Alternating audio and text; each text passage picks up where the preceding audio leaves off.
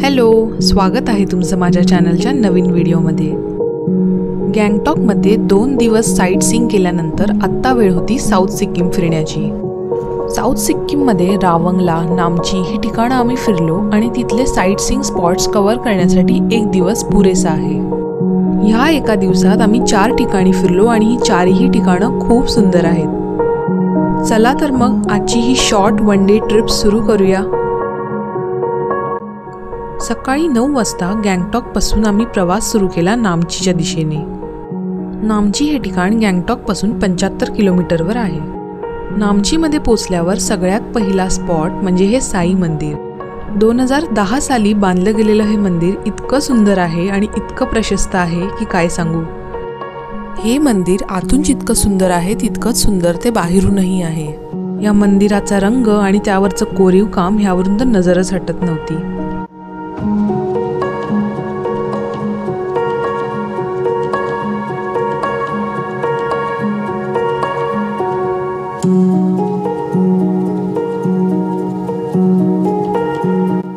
हे साई मंदिर बघितलं आणि आम्ही निघालो पुढच्या डेस्टिनेशनला।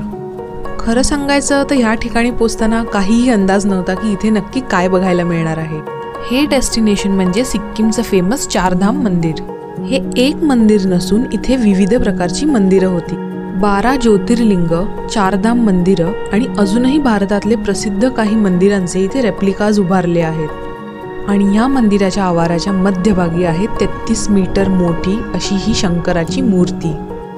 शिर्डीचे साई मंदिर, केरळचे पद्मनाभस्वामी टेम्पल, ओडिसाचं फेमस जगन्नाथपुरी मंदिर आणि गुजरातचं प्रसिद्ध सोमनाथ टेम्पल अशा सगळ्या प्रसिद्ध मंदिरांची तुम्हाला इथे रेप्लिकाज बघायला मिळतील। या जागेचं वर्णन करायचं म्हटलं तर शब्द कमी पडतील, पण हो, तुम्ही जर का इथे येणार असाल तर ही जागा प्लीज मिस नका करू।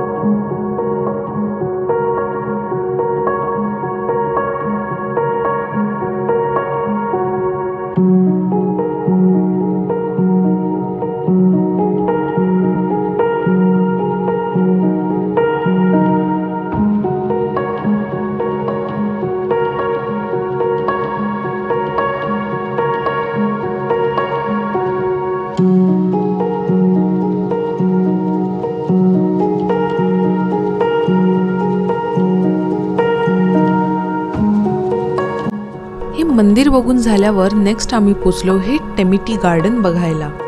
हे गार्डन जमिनीपासून 4000 ते 6000 फूट उंचीवर आणि 440 एकर एवढ्या जागेत पसरलेले आहे। हे टी गार्डन सिक्कीमचं सर्वात पहिलं आणि मोठं टी गार्डन आहे। हे टी गार्डन सिक्कीमचे एक राजा पाल्डेन थोंडुप नांग्याल यांनी तिबेटन रेफ्युजीजला एक सोर्स ऑफ एम्प्लॉयमेंट म्हणून सुरू केलेलं। या टी गार्डनचा स्वतःचा व्ह्यू आणि या टी गार्डनवरून दिसणारा व्ह्यू दोन्हीही झकास होते।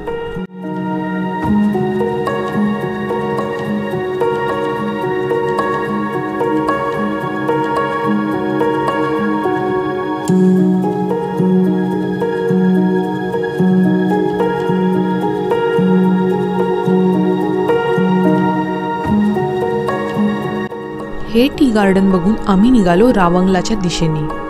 रावंगला मधील बुद्धा पार्क हा आमचा त्या दिवशीचा शेवटचा साईट सीइंगचा स्पॉट होता आणि लकीली आम्ही इतक्या करेक्ट टायमिंगला पोचलो की आम्हाला दिवसा उजेडी आणि रात्री दोन्ही वेळेला हा बुद्धाचा स्टॅच्यू बघायला मिळाला. रावंगलामधील हा बुद्धा पार्क 2006 साली गौतम बुद्धांच्या 2550व्या बर्थ ॲनिव्हर्सरीला बांधला गेला आहे.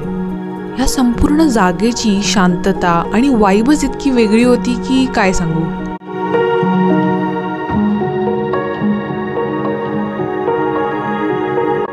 या भव्य मोठ्या स्टॅच्यूला बघून आमचे डोळे उघडेच राहिले. या पार्कचा संपूर्ण परिसर स्वच्छ, सुंदर आणि वेल मेंटेन्ड आहे.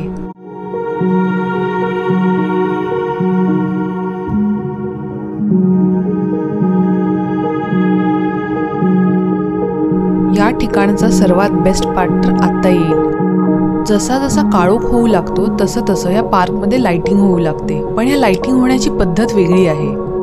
ती म्हणजे सर्वात आधी बुद्धांच्या चेहऱ्यावर लाईट पडते, मग हळूहळू शरीरावर आणि मग संपूर्ण स्टॅच्यू लाईटन अप होतो. स्टॅच्यू लाईट अप झाला की मग संपूर्ण गार्डनमध्ये लाइटिंग सुरू होते. या लाइटिंगची प्रोसेस इतकी स्लो अँड वेल कोरिओग्राफ्ड आहे की आपण तिथून डिस्ट्रॅक्टच होऊ शकत नाही. आपण तेच बघत राहतो. या स्टॅच्यूवरची लाइटिंग, इथली शांतता, एक सॉफ्ट मेडिटेशन म्युझिक आणि इथले कारंजे, एक वेगळीच वाईब आहे ओव्हरऑल.